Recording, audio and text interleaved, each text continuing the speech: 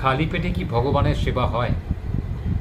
শাস্ত্রে বলা আছে খালি পেটে ভগবানের সেবা হয় না। অর্থাৎ আপনার মন যদি আপনার শরীরের দিকে থাকে তাহলে আপনি ভগবানের সেবা করবেন কি করে?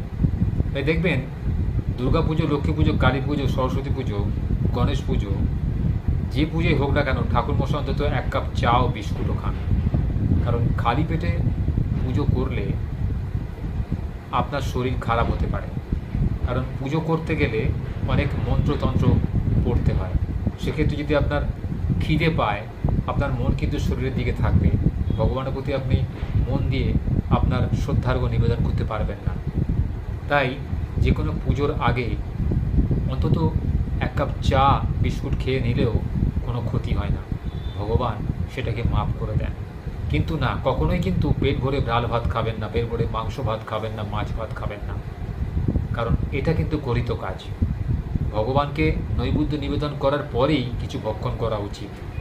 কিন্তু যেহেতু আপনি একজন পূজারী, ব্রাহ্মণ বা বাড়ি কোনো গৃহকর্ত্রী, তিনি বয়স্কা, বিভিন্ন রোগে আক্রান্ত, তাই আপনার ক্ষেত্রে এটা ছাড় আছে যে আপনি কিছু খেয়ে ভগবানকে সেবা করতে পারেন। আসলে ভগবানকে ডাকতে গেলে আপনি খেলেন কি না খেলেন সেটা বড় কথা নয়, সবটাই মনের ওপর নির্ভর করছে। আপনি না খেয়ে অর্থাৎ উপবাস রেখে যদি ভগবানের সেবা করেন, সেই সেবাটা কিন্তু 100% সফল হয়। কারণ আপনি ভগবানকে নৈবেদ্য নিবেদন করার পরেই, তাকে খেতে দেওয়ার পরে কিন্তু আপনি খাদ্য গ্রহণ করবেন, অন্ন গ্রহণ করবেন, জল গ্রহণ করবেন, সিদ্ধান্ত নিয়ে ফেলেছেন।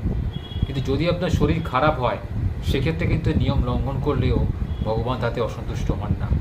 কারণ তিনি জানেন যে তার ভক্তের শরীর খারাপ, তাকে যদি আমি না খেতে দিই তাহলে সে তো আমার সেবাই করতে পারবে না। এই ভগবান সেই পাপ কর্মটুকুকে কিন্তু মাফ করে দেন। এই আজকে থেকে যদি আপনারা কোনো রোগে আক্রান্ত থাকেন বা আপনারা যদি অসুস্থ থাকেন, সেক্ষেত্রে আপনারা কিছু খেয়ে, অবশ্যই নিরামিষ কিছু খেয়ে ভগবানের সেবা করতে পারেন। কিন্তু অবশ্যই স্নান করে করবেন। কারণ স্নান না করলে, শুচিশুভ্রতা না হলে কিন্তু ভগবানের কাছে আরাধনা করা যায় না, ভগবানের আরাধনা করা যায় না। শরীর মন সুস্থ না হলে, শরীর মন যদি পরিষ্কার না হয়, তাহলে কিন্তু ভগবানের কাছে দাঁড়ানো যায় না বা সঠিক মনে ভগবানকে আহ্বান করা যায় না। আজ থেকে এই দুটো জিনিস অবশ্যই পালন করবেন। কখনোই বিনা স্নান করে বা বিনা কিছু খেয়ে ভগবানের কাছে যাবেন না। অবশ্যই কিছু খেয়ে আপনি যেতে পারেন, সেক্ষেত্রে কোনো বাধ্যবাধকতা নেই যে আপনাকে উপবাস রেখেই ভগবানের সেবা করতে হবে।